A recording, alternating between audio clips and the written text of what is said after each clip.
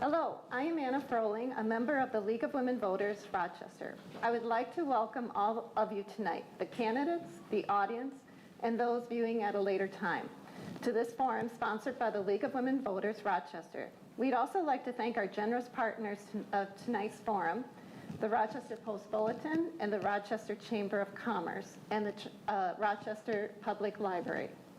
The League of Women Voters is a volunteer organization active at the local, state, and national level to encourage citizens to participate in government. While we as a league do study and take stands on issues, we never endorse or oppose political parties or candidates. The views expressed in this forum are those of the candidates, not those of LWV Rochester or any partner or sponsor of this forum. And the sponsorship of the forum is not an endorsement of any candidate. It is our purpose in sponsoring this forum to provide you with an opportunity to hear candidates discuss face-to-face issues that are important to you. Tonight's questions have come from the League of Women Voters Rochester, the Post-Bulletin, and the Chamber of Commerce, and members of our audience, both live and in person. You are welcome to submit as many written questions for the candidates as you would like. Just hold up the cards as you finish them, and a league volunteer will collect them throughout the forum. If you are watching the live stream, you may email questions to lwvrochester@lwvmn.org. Tonight's volunteers who are managing the questions are also league volunteers. Questions that are unclear, hostile, or of a personal nature will not be used. Given our format, our questions must relate to all candidates. Questions that fall in the same general area or which have been addressed in opening statements may be consolidated to allow the moderator to cover as many topics as possible in the time allotted. We appreciate questions that are forward-looking rather than a review of past issues. If the answer was unclear to you, feel free to submit a follow-up question or ask the candidate after the forum. Cards become the property of the League of Women Voters. As there is never enough time to cover all the issues in a limited time and settings such as this, if your questions are not addressed tonight, please feel free to contact the candidate directly. You can find the candidate's contact information online at vote411.org or the Minnesota Secretary of State site. We'd like to thank all candidates for running for office, for offering to serve their community, and for the enormous amount of time, dedication, and commitment that running and serving demand. We encourage our members as individuals as we encourage each of you to get involved in your community and the political party of your choice. Welcome to tonight's forum, which features the candidates for Minnesota House of Representatives 24A. Candidates for this seat are Keith McLain and Duane Quam. Each candidate will have 2 minutes to offer an opening statement. The candidates will then respond in turn to questions provided by League of Women Voters Rochester, this evening's partners, and by the audience. Candidates will have 75 seconds each to answer. The candidate will have 2 minutes each to make a closing statement. And I would suggest to candidates that you make your answers as succinct as possible. It isn't necessary to use the entire time for your answer, but please finish your sentence when your time is up. We would like to cover as many questions as possible. Each candidate also has 3 30-second rebuttal cards. These can be used at any point after each candidate has answered the question. Only 1 rebuttal card may be used per question. Please put the card in the basket after you have used it. I would like to remind the audience to remain quiet during the forum, hold your applause until the end of the forum, and to turn off all electronic devices. The timekeepers tonight for is League of Women Voter Rochester member April Horn. Questions will be screened by LWV Rochester members Amy Crockett and Mary Jones. Asking questions for the Post-Bulletin will be Jeff Peters. And asking questions for the Chamber of Commerce, the representative from the Chamber of Commerce was not able to make it tonight, so I'll be asking the questions. And I will delineate before I ask the question that it's from the Chamber of Commerce. We will now hear the opening statements from each candidate. Candidates will have 2 minutes to speak for your opening question. And the candidate, Quam, you will go first, and we decided that by them random drawing. So go ahead. Thank you. Thank you, and thank you for coming. Good evening. I'm from originally Byron, and so I grew up on a farm, graduated from Byron, got a couple of degrees in engineering, a couple degrees in physics, worked for different companies, engineer, scientist, project manager, that type of activity. Moved back to Minnesota so our kids could go to Byron and graduate, which both of our sons graduated from Byron. One of the things that I've enjoyed is, even when I've been in the minority, I've had bills passed because constituents come forward with ideas and things that need to be fixed, put them into bills. I've had several Democrats come and ask me if they could have my bill, and I've given it to them. Because to me, what's important is getting things done and trying to make solutions and things better. Growing up on the farm, we learned quick, don't do stupid, and don't waste your time when you need to get your chores done. But I look forward to the questions, and thank you again for coming. And candidate McLain. Hello, I'm Keith McLain, and first off, I do want to thank the League of Women Voters and all their partners who are able to put this on, and the volunteers and everyone who helps inform the public of all of our elections, and it's such a valued thing. Again, Keith McLain, I actually started life out in a small town in Indiana, was born as a farmer's kid, and ultimately in about 1995 is when we moved to Rochester proper. You know, one of the things about me is that I was born with a genetic disease called cystic fibrosis. It's one of the impetus that made us move here was coming up to the Mayo Clinic for the incredibly valued care that it required to make sure that I was okay and my family did okay. And I've spent my life working, just doing working class jobs, you know. I've been a construction worker, I've worked in the food industry, I've managed restaurants, and then most recently I've been a campaign worker in multiple different states throughout the Midwest and predominantly here in Minnesota. I saw the opportunity to step into the candidate side and run for office, and hope to be able to show you all this evening that my views and my values really fit the district, and I want to go to work for this district and make sure that we're working to solve the problems of now and also look towards the future and see how we can continue to build a wonderful area that we're all very used to, and the success that can continue from us all working together. Thank you. Thank you both for your opening statements. Now we'll move on to questions. And the first question comes from the League of Women Voters. As a member of the legislature, what measures, if any, would you support to reinforce or ensure voter confidence in our elections? And we will begin with Quam and then candidate McLain. Thank you for the question.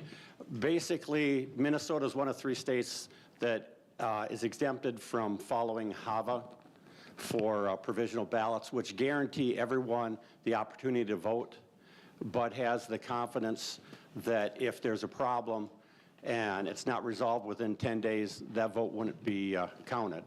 So I think the first thing we need to do is Help America Vote Act was brought about to have some standards across the nation, and Minnesota should start actually participating and following all of the requirements of the Help America Vote Act, which 97% of the people live in a state that does comply. Thank you. Candidate McLain. Yeah, you know, I'm really proud of the work that Minnesota has done to give folks access to the ballot. One thing that I would love to see happen is I think that we need to make voting day a holiday here in Minnesota and allow people to ensure that they get the time off work to be able to participate. I'm certainly a huge advocate for the measures that we used during COVID to make sure that everyone was safe to be able to vote via early voting, mail-in ballots, And these things made it easy for the vulnerable within our communities to still make sure that their voice was heard. I know that I was one of them, you know, as a person who's a high-risk individual. It was incredibly important to me that I could get in at a time when the polls were not incredibly busy and make sure to cast my ballot and have my voice heard. So expanding and making sure that everyone has those rights is incredibly important to me. Thank you. And now we will turn to the Rochester Post Bulletin, and you can go ahead and ask your question, Mr. Peters. And just to let you know, it'll be McLain, for candidate McLain, and then candidate Quam. I'm not sure this is on. Am I supposed to do that? Oh, is it? There we go. Let's see, what is the single biggest action that the legislature can take to improve the Minnesota economy?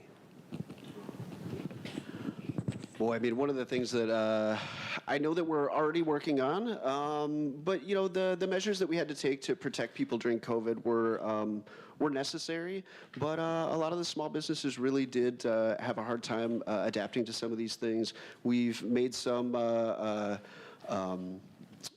things through the legislature that have helped them out in the recovery process, but making sure that the folks who had a hard time adapting or were greatly impacted by these things get the opportunity to get back to the level that they were at.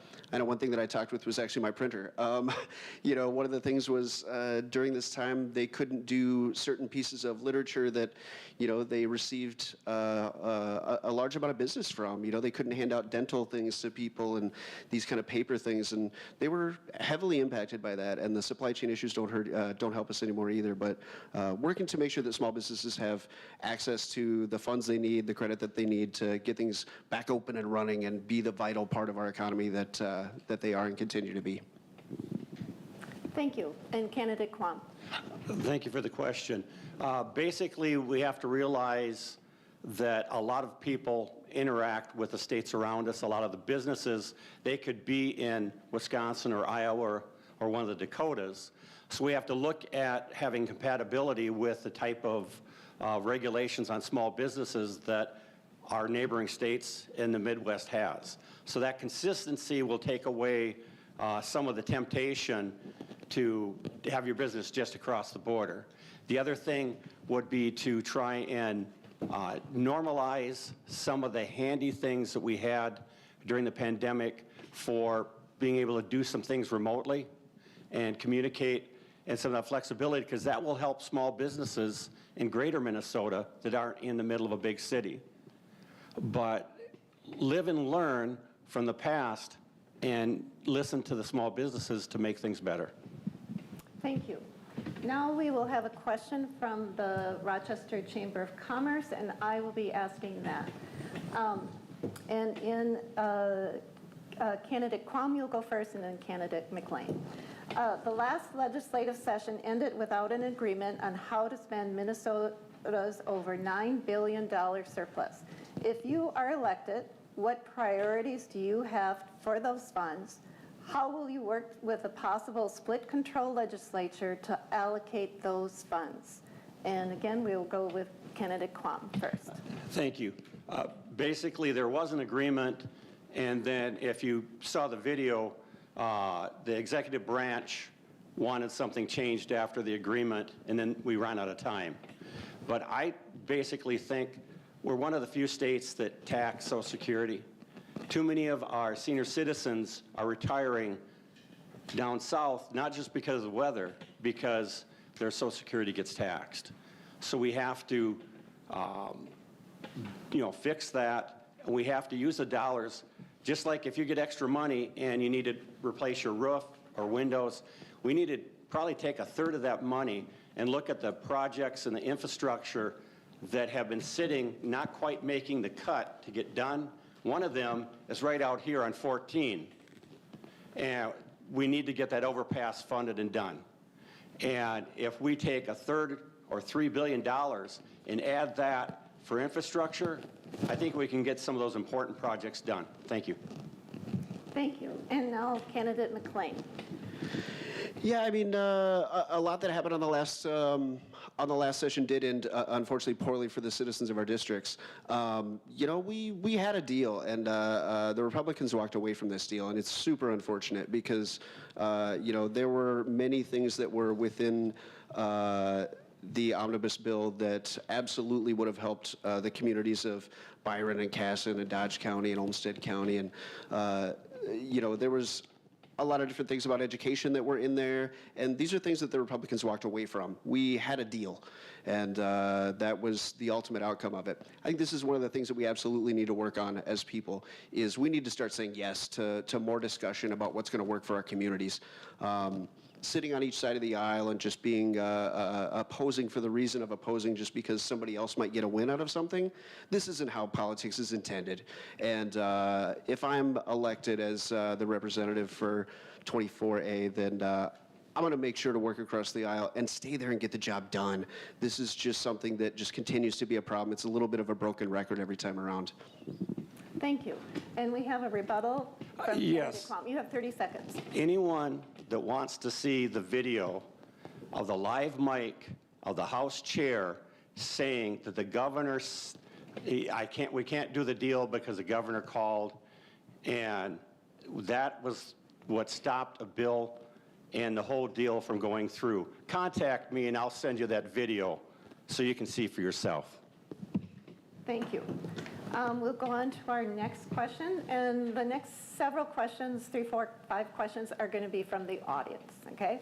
And the question, and it'll be candidate McLain who goes first, and then candidate Quam. The question is about cannabis and marijuana. Do you support the legalization and regulation of cannabis and CBD in Minnesota for adults? Why or why not? And candidate McLain. Yeah, you know, I do. I think that one of the things that we need to look at is other products throughout our timeline as citizens here in Minnesota that we've found agreement on, and this is one of them. I think more than anything, this is a public safety issue. This is a product that is going to be used. It's going to be something that we need to make sure to regulate so that it's just a safe product for people to use.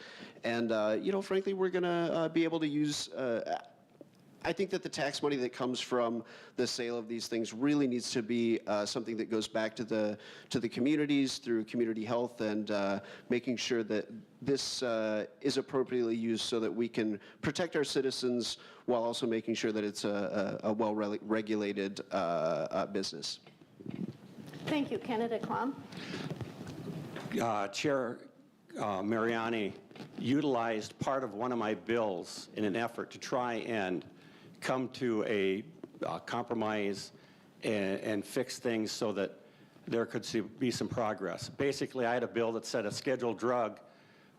We need to look at the other states and what limits were set. If you take Adderall for ADHD, it's a scheduled drug. If any of that's detected in your system, you would be guilty. So I had a bill that said we need to look at setting limits like we have for alcohol for scheduled drugs.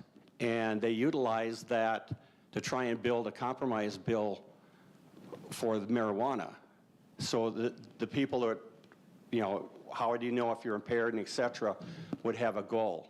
I think we need to work on some of the questions and get that compromise done before we move forward. Thank you. Thank you.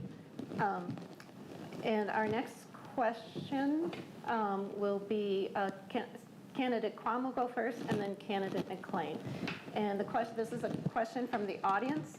It's on health care. How can payment options for health care be made more affordable and accessible to all Minnesotans, especially for people with chronic disease and or disability?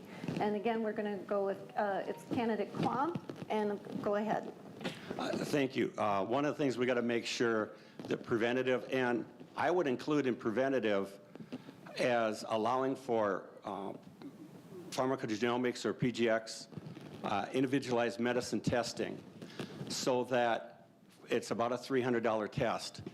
That way your doctor and physician would know what medicines you may have a reaction to and what's going to work for you best. and that would save everyone money because it would cut down the largest cost driver, which is medication cost. And so we got to look at the ways that we can provide better health care, have more equal health care outcomes and health care options by using that newer technology and ways of getting a baseline that doesn't have the big charges and minimizing the more expensive procedures that might come forward. Thank you. Thank you. And candidate McLain. Hey, could you repeat the question in its entirety? Yes. Thank you. And it's on healthcare. How can payment options for healthcare be made more affordable and accessible to all Minnesotans, especially for people with chronic disease and/or disability? Yeah, I mean, this is just a huge issue, right? I mean, it continues to come up every time that we talk about healthcare is the cost of prescription drugs. You know, the most important thing is, number one, to look at someone's income and decide what they can actually pay. All throughout, as we've continued to ride this wave of technology that is letting us move forward on lives that we can save and people who we can help, we're not always looking at what level of help that they need tied to what they can actually afford to do. And I think that it's just incredibly important to make sure that we are considering this. You know, I'm someone who is incredibly passionate about this. Living my entire life with cystic fibrosis, I've had drugs that ranged all the way from $43,000 a month to $250,000 a year. These are things that we absolutely need to start to work and partner with others and say, how can we bring these costs down? How can we still make these? These are life-saving drugs that people need. And we need to make sure that these things are affordable for everyone and that their access to healthcare and access to these life-saving medications becomes something that is not a burden, but something that frees them up to go live their lives with dignity and honor. Thank you. And now we'll move on to another audience question, and this one is on climate change. And we will have candidate McLain go first, and then candidate Quam. Do you believe that climate change is occurring now? And as a member of the Minnesota legislature, what do you think should be done? And candidate McLain. Yeah, I mean, absolutely a resounding yes. Climate change is real, it is man-made, and humans are going to have to fix it. This is just not an option for us. Honestly, this is one of the great challenges that humanity is going to have to face as we look forward to the future. It's the thing that actually brought me into wanting to work in politics. I know that the life that I've had since I've been born in 1980 has been fantastic, and I want to make sure that people who come after me end up with a world that looked something remotely like mine, and I think that the window is closing on how much that we're going to do. Everything's on the table for me when it comes to, I think we need to take an everything up strategy to this, you know. There's not going to be a perfect solution for everyone, but what we have to make sure is that we're working towards the solutions of as much natural energy as possible while phasing out some of the other old energies that are just not clean, effective, and safe for our environment or our people. And thank you. And candidate Quam. Thank you. When this has been in the legislature, part of the issue is science, carbon-free nuclear power. For years, I tried to have pushed for hydrogen production out of the nuclear power facilities so that we could have fuel cell for our ag. You can't have 24/7 planning and harvesting if you have to, every few hours, plug in and rotate in a new tractor. You need to have the fuel cell technology so you can run that entire time and you don't have to go all the way back to the farm to charge. We had biomass, and we were pushing biomass strong. And I said, why can't you, if one outfit qualifies a new type of fuel, that you let the other ones streamline in a shorter period? And the government agency said, no, you have to do the long period. We got to get smarter if we're going to try and bring in new technologies. And that's why I try to introduce science into the debate to do it smarter. Thank you. And I'm going to follow up with that question. just extend that. And this one will be candidate Quam will go first and then candidate McLain. There were many legislative proposals last session, including promotion of clean energy by installing electric car chargers, solar arrays on schools, dropping nuclear power prohibition, and electric grid improvements, as well as funding to promote regenerative agricultural practices and weatherizing many more homes. Which of any of these ideas would you support? And candidate Quam. Thank you. When I was on the Byron School Board and we were building a new high school, we looked at geothermal and we looked at wind. I think up here, geothermal might be a little bit more of a thing we look at. But the biggest thing, when we do some of the programs to get better, decrease the consumption, we need to work with agriculture. If they shift to more energy efficient lighting and processes, that brings down their overhead. So when crop prices are low, it helps them stay afloat.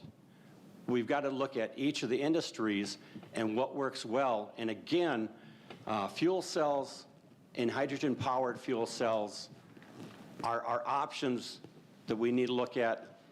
If everything went electric, we'd see, like California, the grid can't handle it. So we have to be thoughtful in how we progress. And my son owns an electric vehicle, and he maps out where the charging stations is, and it works for him. But we don't have enough of a charging station network presently to, get 20% of the vehicles up. Thank you. And candidate McLain. Yeah, I mean, for sure, one of the things that I've been talking in our communities when I'm out knocking on the doors is about exactly this.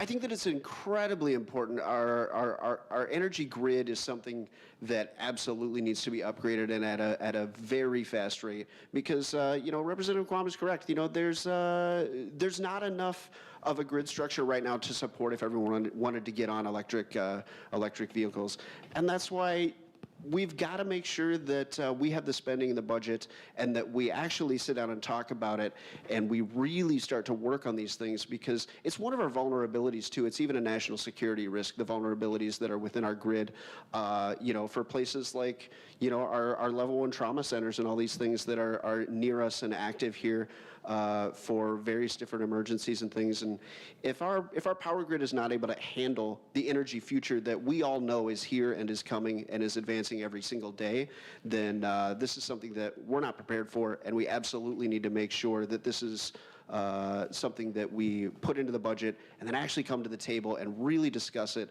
and make sure that it's something that we get done. Thank you. And now we'll move on to another audience question. And candidate McLain, you'll go first, and then candidate Quam. And this is on tobacco.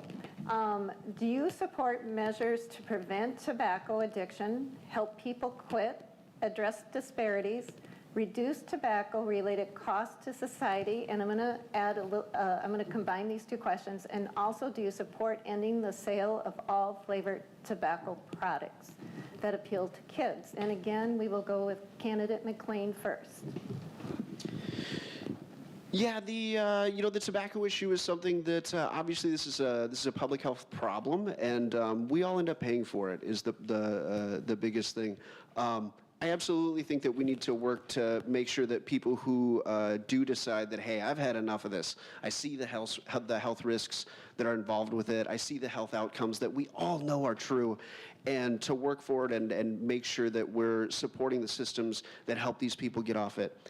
I absolutely do believe that some of these things that are marketed towards younger aged folks, and young adults, they absolutely are kind of these traps that bring people into starting to entertain the idea of being a smoker. And the flavor certainly helps. There's like bubblegum flavor and all kinds of stuff out there. This wasn't intended for use in this way. And it is definitely something that we also don't know all the science on how negative these impacts are from things like vaping and the oils and the different things. So I would definitely entertain the idea, but I would want to make sure that it's something that we talk about heavily and make sure that we're doing it the right way.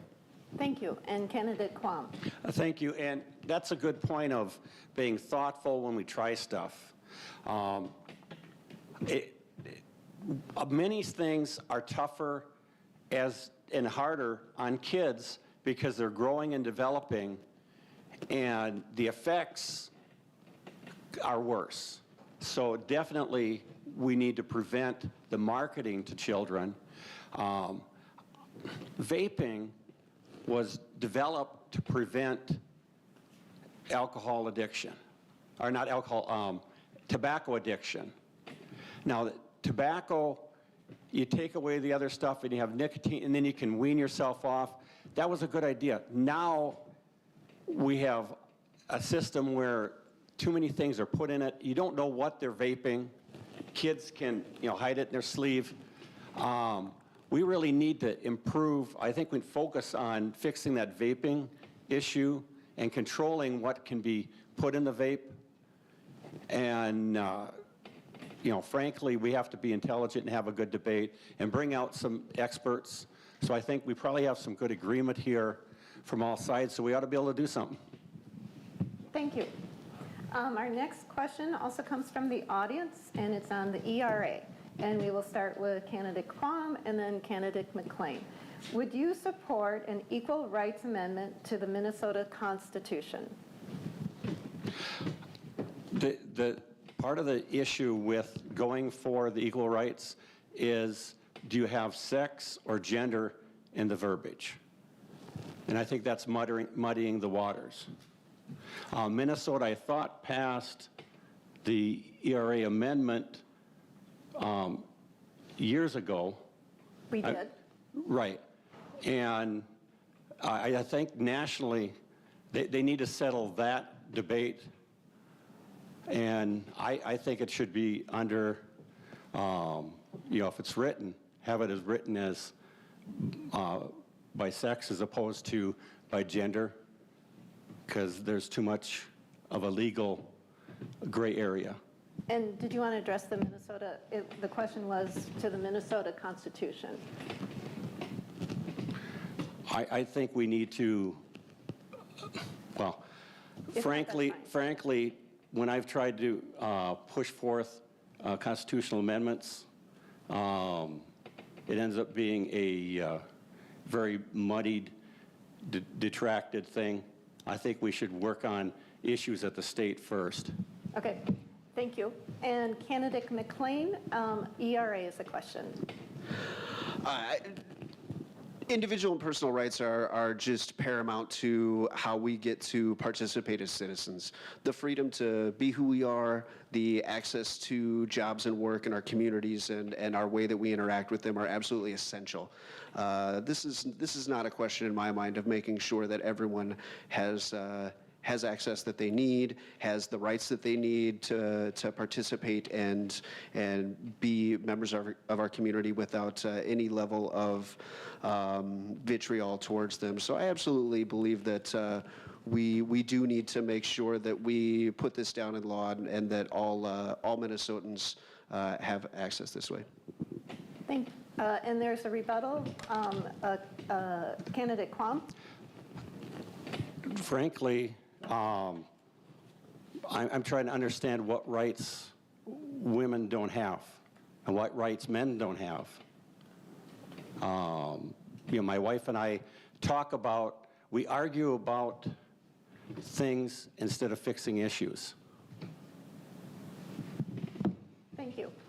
And we'll have another question from rebuttal by candidate McLain. I think that it's easy to see that in the current climate, that making sure that equal rights for all is something that we absolutely make sure is part of our law, because things are starting to come into question, of who has rights to their body, who has rights to do with themselves what they want, when they want, and their access to what medical treatments that they require and what health care that they need. So I think that things like the Equal Rights Amendment start to move things forward in a positive manner so that we all have the rights to be the citizens of Minnesota that we know we want to be. Thank you. And we will now have one of our sponsored questions with the Post Bulletin, Mr. Peters. Do you foresee, can you hear me? Do you foresee any legislation on abortion coming to the legislature in the next session? And where do you stand on topics that may present themselves? I'm sorry, was this me starting? I apologize. Oh, and I'm sorry. Yes, McLain, Yeah. candidate McLain first, and then candidate Quam. Yeah, thank you so much. Sorry about that. No, you're fine. Absolutely, as I kind of just mentioned, it's unfortunate that all these things are on the table, and I think that we need to make sure that women have the right to choose exactly what they want to do with their lives. And this is just absolutely a point that we need to make sure that we maintain our status as a place where people have body autonomy. They have a right to do exactly what they need to do with the consultation of their doctor. I always like to say, 42 years of cystic fibrosis, and nobody's ever told me what to do. I've been given options, but there's never been anything that I haven't been able to solve with my doctor or sit down and say exactly what's right for me at the time. And I would never want a legislator tell anyone that they don't have the ability to do that for themselves and to make sure that they have as happy and healthy a life as they possibly can have. Thank you. And candidate Quam? Look up Gomez, a decision by the state Supreme Court. So the legislature could pass, the governor could sign, and Gomez is settled interpretation of the Constitution. So therefore, there is not a legislative effect that would happen with Gomez in there. So do the research. Instead of Minnesota getting in this national battle, let's focus on the issues, crime and other issues that we've got. But if you, and again, contact me if you need to find the Gomez decision by the state Supreme Court, which said in the state constitution, there's a protected right for abortion. So the legislature and the governor aren't changing that. So anything either of us, if we're in the legislature, passed, wouldn't do that. So let us focus on the things that we do have legislative control over, which would be public safety, health care, housing, etc.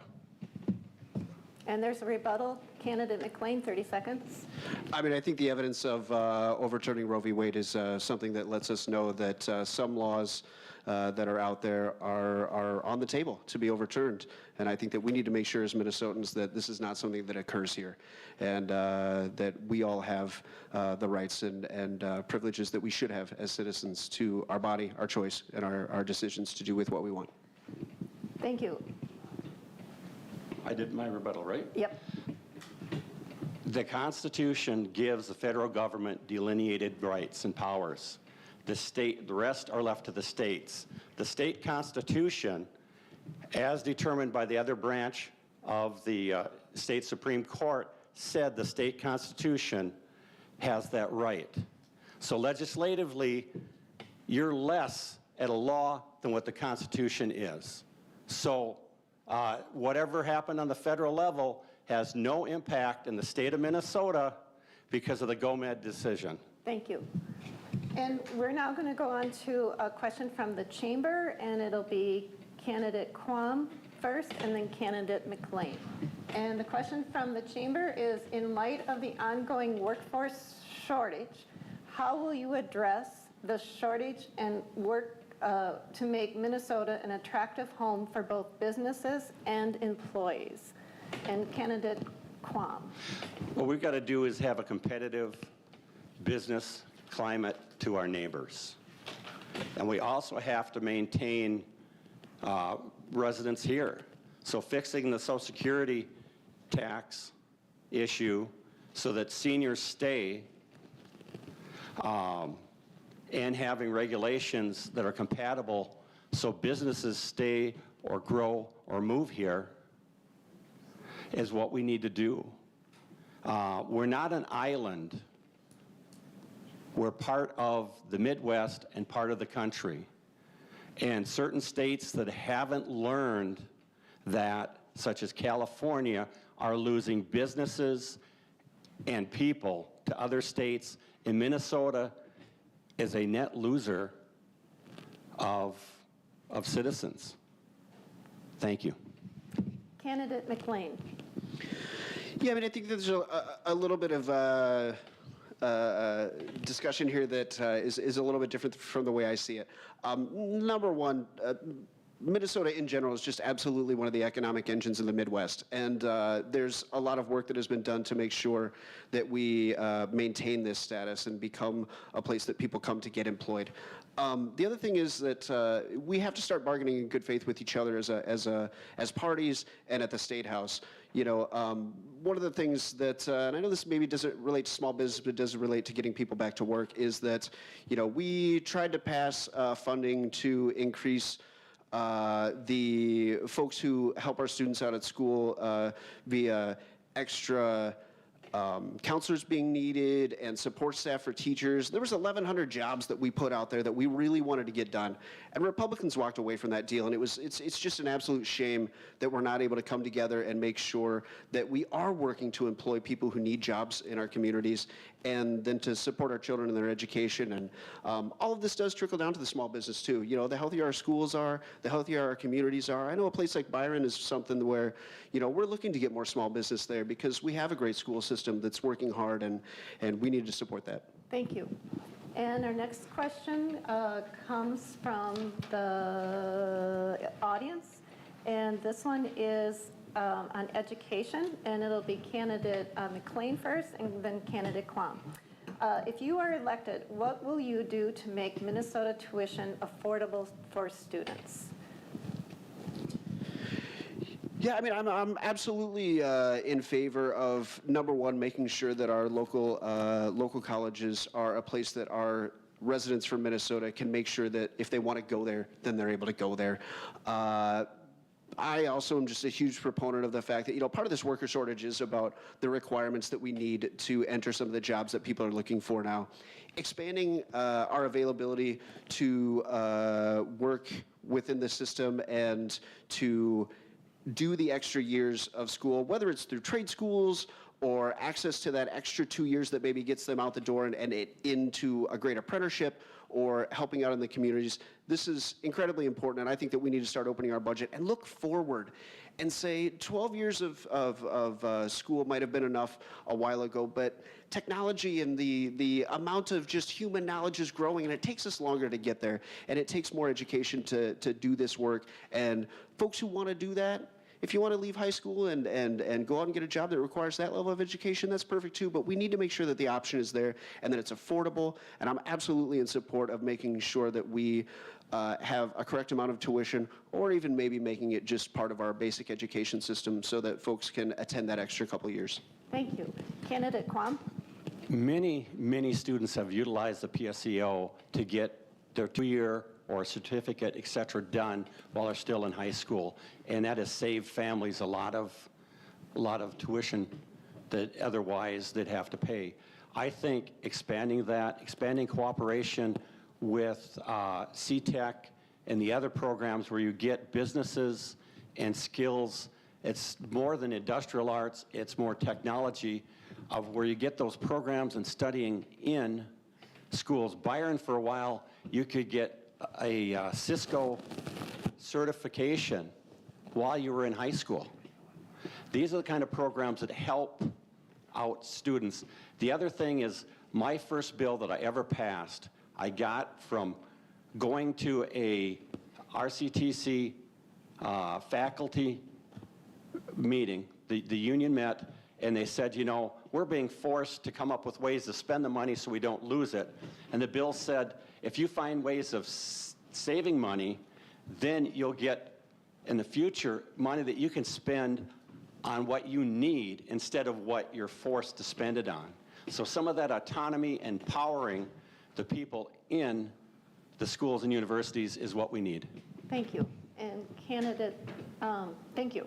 And we will move on to another question. We're going to have a League of Women Voter question and then a post-bulletin question, and then we'll move on to closing statements. And it'll be candidate Quam first. And affordable housing. Now that Rochester City Council has passed the UDC, which is the Unified Development Code, which has decreased the lot size and increased density, what can the legislature do to further facilitate affordable housing in Rochester and Olmsted County? And again, candidate Quam.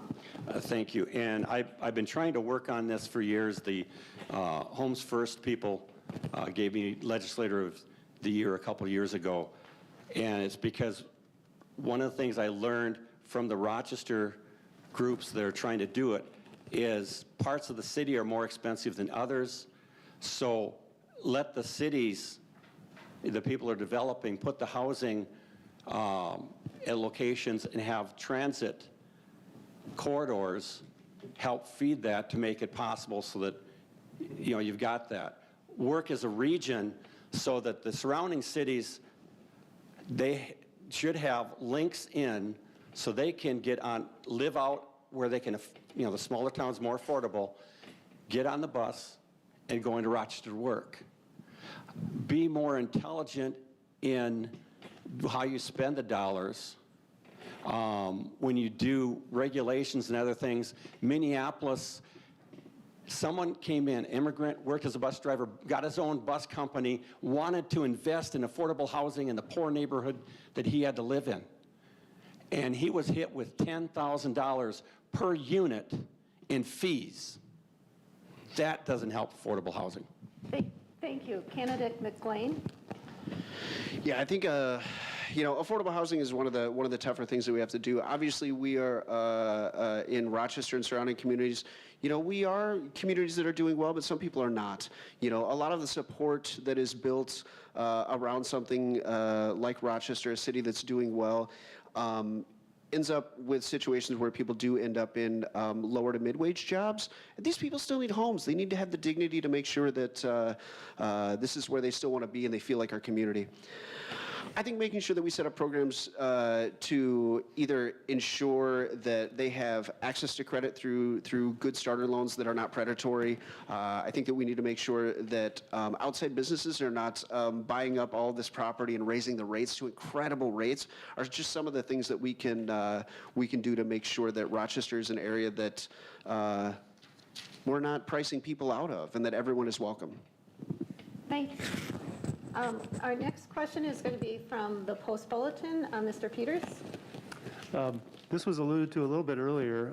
The interchange at Highway 14 and County Road 44, I guess it is now, has been identified as a dangerous intersection. I know that there's a proposal for an interchange there and some discussion on that locally. I've also heard some discussion that maybe an interchange is not what's to put there, maybe just closing that off and serving some of those properties another way might be more cost effective and reserve some money for places that might be put to better use. Where do you each stand on this project or this solution to this problem? And candidate McLain first. You know, I mean, I think that this comes down to our very talented folks who ensure that our roads are safe and secure. And I travel that way all the time, living in Byron, you know, and absolutely, this is a problem waiting to happen, and I think that we're seeing it all over the place.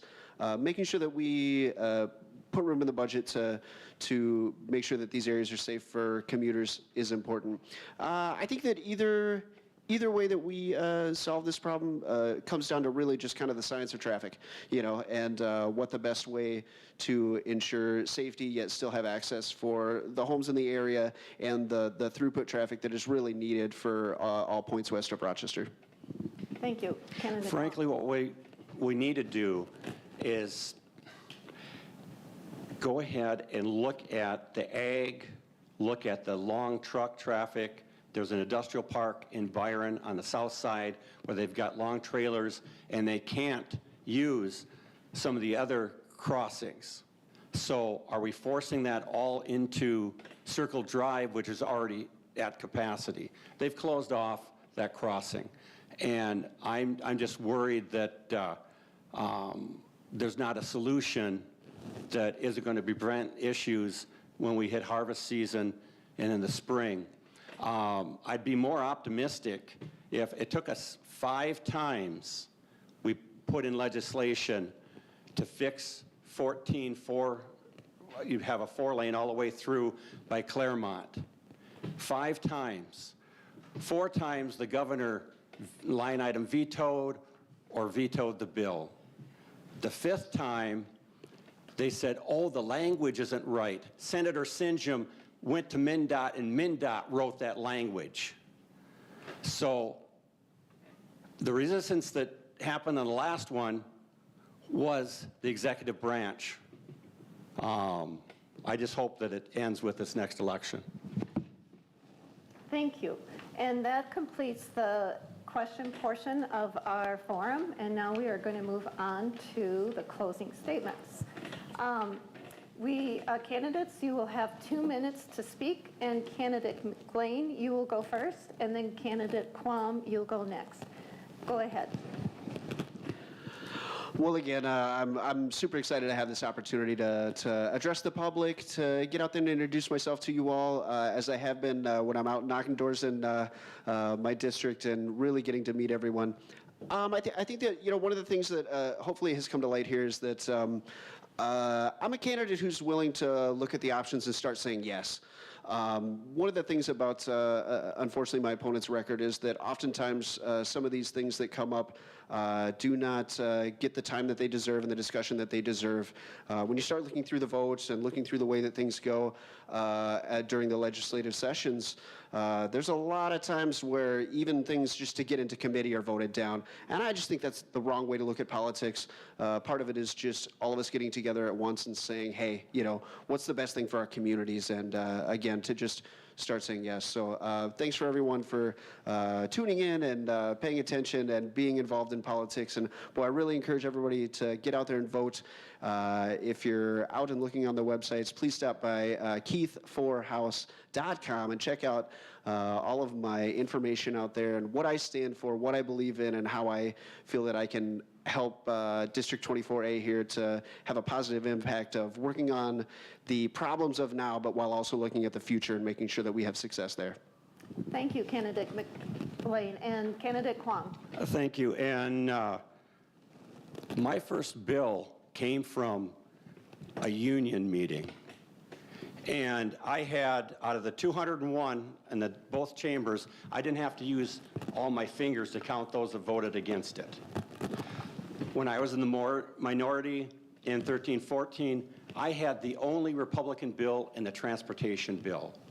And it's because I focus on things that work, doable, and need to get done. A lot of things, that sounds great, but how are you going to do it? I'm up there to add science, logic, reason, and common sense. And that's why I've had my bills passed when I've been in the minority. I've had Democrat chairs take my bills, put into their omnibus bill to make it a better bill. When we had the body camera was stuck because the factions were fighting, I came up with an amendment that was the compromise that got it through on the House floor. And that was a compromise within my caucus, within both caucuses. I tried to add some of that common sense I learned on the farm, some of the background I learned from industry, my background from being on the school board, the ZED governing board, and other activities to try and find solutions that are workable and avoid the unintended consequences. And I've written a lot of bills, and there are bills that came from people that will never vote for me, but they needed to be introduced for the discussion or to get fixed, get something fixed. So if you want someone that's about doing the right thing, please support me. Thank you. I would like to thank each of the candidates for participating in tonight's forum. Thank you for your service to the community and for your willingness to participate in the democratic process and by running for office. I would like to remind the audience that the views expressed in the forum tonight are those of the candidates, not those of LWV Rochester or any partner or sponsor of the forum. Thanks to our partners, the Rochester Area Chamber of Commerce, the Rochester Post-Bulletin, and the Rochester Public Library. Remember that Election Day is November 8th and that early voting begins September 23rd. Please remember to vote. If you have questions about your polling place, would like to see your sample ballot, or learn more about candidates, visit vote411.org.